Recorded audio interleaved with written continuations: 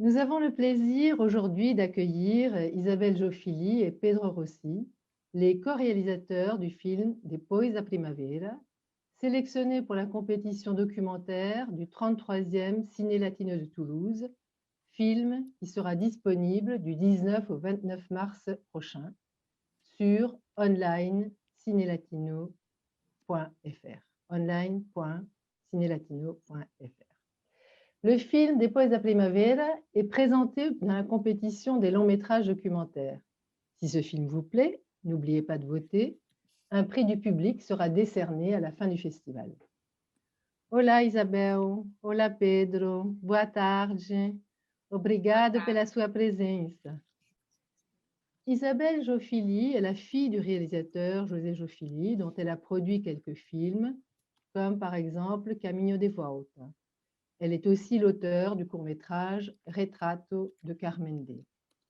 Pedro Rossi, réalisateur, scénariste, producteur, directeur de la photographie et monteur.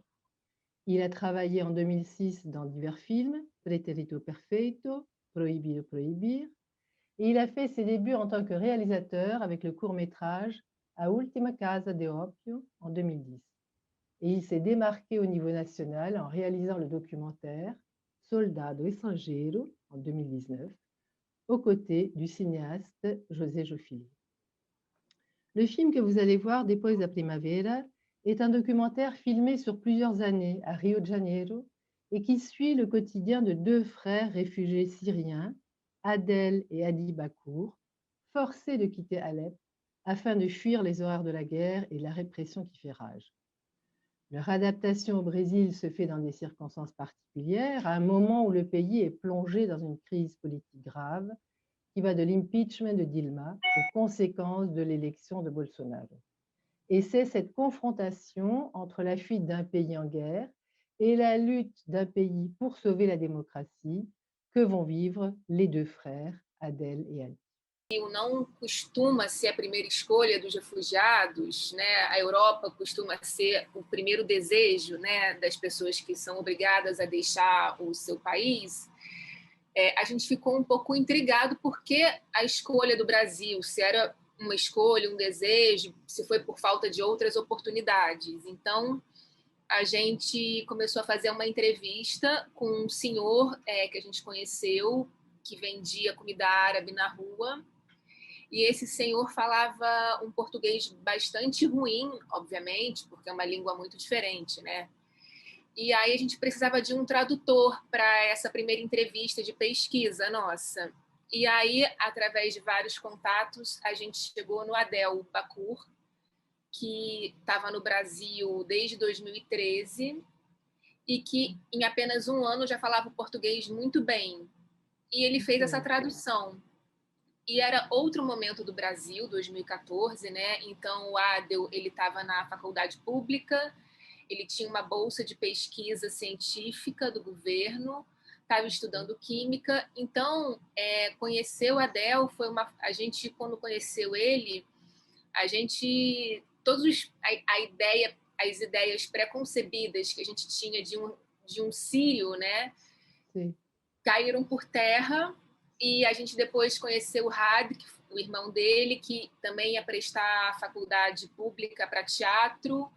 Sim. E, de alguma maneira, apesar de todas as dificuldades financeiras e econômicas que o Brasil apresenta, sim, a gente sentiu que o Brasil ainda tinha, naquele momento, uma capacidade de absorver os imigrantes. Então, eles são um pouco mais jovens do que a gente, mas eles estavam vivendo uma vida muito parecida com a gente. Claro que com muito mais dificuldade econômica, mas eles tinham uma capacidade impressionante de trabalho, de alugar apartamento, de se manter no Brasil, até porque era um outro Brasil. 2014 para 2021 é um outro Brasil.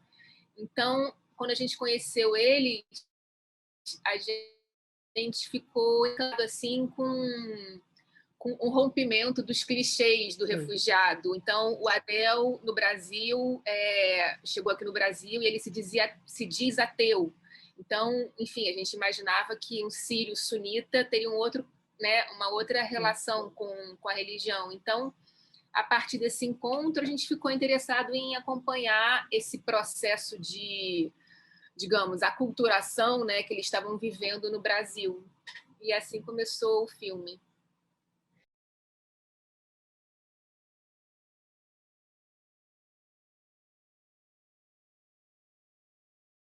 A equipe, né, éramos eu e Pedro durante esse processo, então não tinha muita gente na equipe. E a gente realmente não tomou vergonha na cara para, ao longo dos 6 anos, aprender a falar árabe.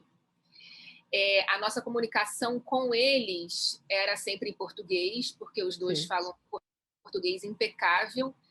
Eu acho que, né, enfim, eles têm uma capacidade de falar português que eu fiquei encantada desde o início.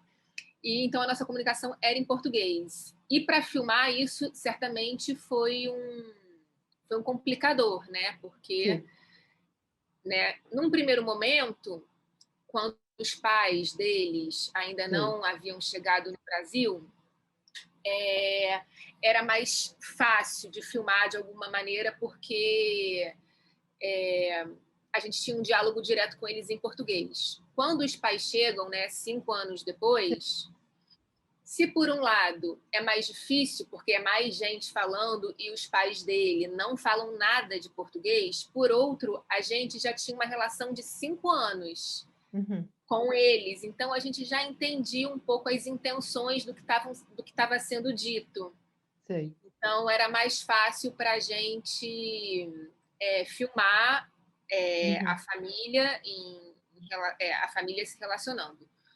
O difícil mesmo foi pegar 80 horas de material bruto, 80 horas faladas em árabe e traduzir para o português. Um dos motivos da gente ter se aproximado também muito desses dois irmãos é que havia uma afinidade real entre nós. Assim. E diferente de personagens de outros documentários onde acho que tanto a Isabel quanto eu, a gente já teve experiência, assim, a gente construiu realmente uma relação com eles, tanto é que eles assinam o roteiro do filme, de uma troca muito sincera mesmo, assim, que em outros projetos eu não me lembro de ter tido.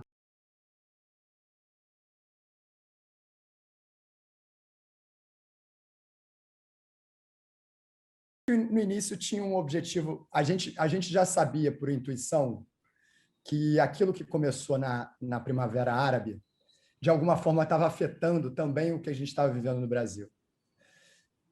Então, acho que desde o início do filme, mesmo que isso não fosse uma coisa ainda muito cristalizada, muito formalizada para nós, a gente já tinha essa ideia de que aquele movimento que aconteceu lá, que aqui no Brasil começou em 2013, e assim como no Oriente Médio, a gente também teve essa ressignificação por forças contraditórias do que estava acontecendo, né? Como o pai deles diz, nunca foi sobre aqueles jovens que estavam na rua protestando. Aqui no Brasil, a mesma coisa. Começou em 2013, alguns jovens protestando pelo aumento da passagem, e isso se tornou uma espiral onde houve uma dominação dessa narrativa por forças que a gente não estava acostumado ainda a ver operar, ou estratégias que eram muito novas, na verdade.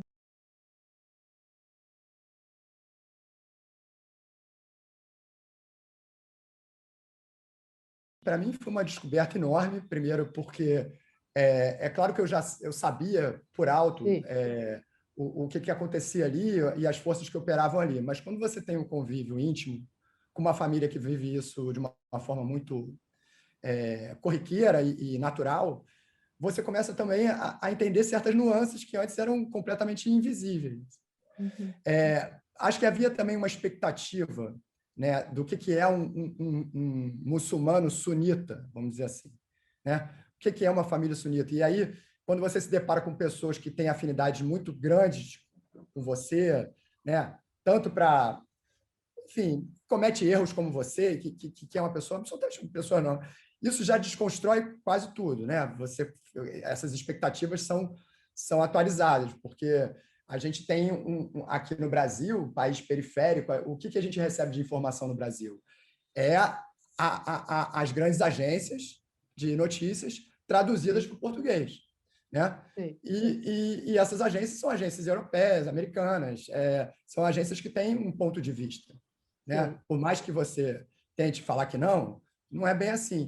Então o que a gente tinha, né, as ferramentas que a gente tinha era o que chegava para nós. Então, conhecer os aspectos dessa guerra por esse ponto de vista foi muito revelador, porque revelou o que há de comum com o Brasil.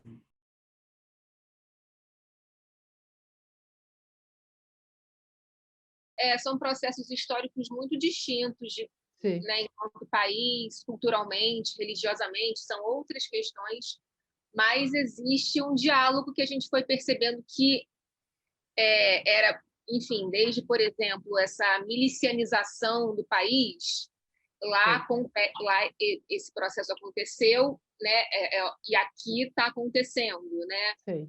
O uso da religião, né? Essa confusão completa de Estado e religião. Então, assim, são coisas que a gente foi percebendo, mas é claro que são situações completamente distintas, mas é porque eles foram descobrindo e nós também. Então, eu acho que, na verdade, o filme propõe um diálogo, não um paralelo, sabe? Eu acho que são coisas distintas. Assim. Tem um paralelo interessante também, porque tanto Síria quanto o Brasil são países periféricos.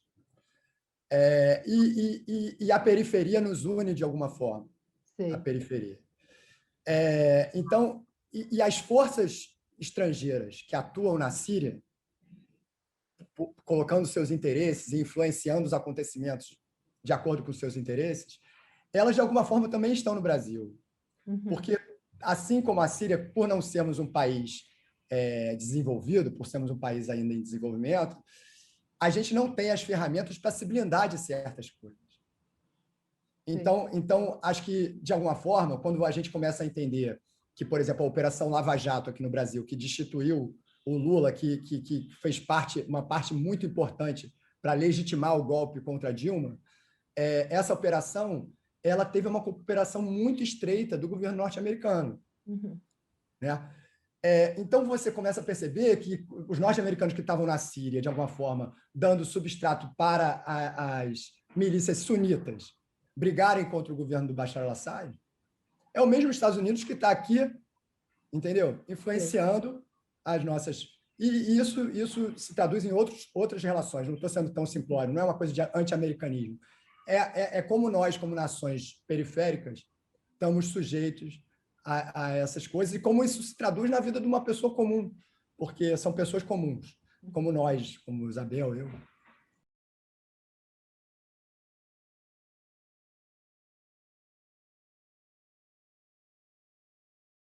Tinha esse desejo do reencontro, porque a gente foi percebendo, né, nesses primeiros anos de filmagens com eles que eles estavam mudando muito em pouco tempo, né? Porque eles chegaram...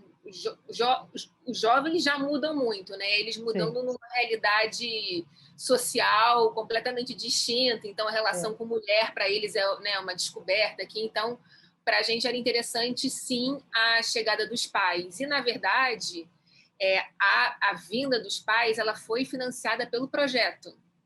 Isso não está explícito na montagem, mas o financiamento da vinda dos pais foi realizado pelo projeto. Então, porque a gente conseguiu um financiamento que viabilizou o filme, não era um financiamento expressivo, mas que foi imprescindível para a realização do filme, e a gente usou parte desse dinheiro para trazer pai e mãe, depois de muita dificuldade, porque quando finalmente a gente conseguiu essa verba, a mãe tinha descoberto um câncer na cabeça lá, né, naquele país em guerra. Então, a gente teve que esperar mais um tempo. Mas no filme, essa informação da nossa participação direta na vinda dos pais não está explícita.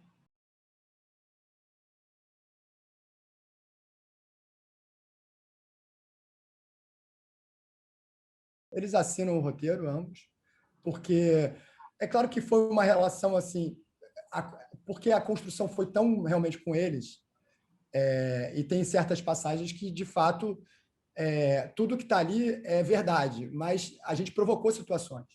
E eles foram nossos parceiros nessas situações que a gente provocou. Eu acho só interessante falar também que, como a gente tinha pouco recurso, né, e a gente tinha 80 horas de material faladas em árabe, Sim. eles participaram de todo o processo de edição, ou seja, quem traduziu tudo para a gente foram eles. Então, eles tiveram acesso a todo o material filmado. E foi um outro momento maravilhoso de relação com eles, porque a partir disso eles determinavam. Não, a gente tinha uma conversa muito franca do que deveria estar ou não no filme, e a própria escritura das narrações deles. Sim. Então, foi um outro momento do filme de muita criação junta, entendeu? Uhum.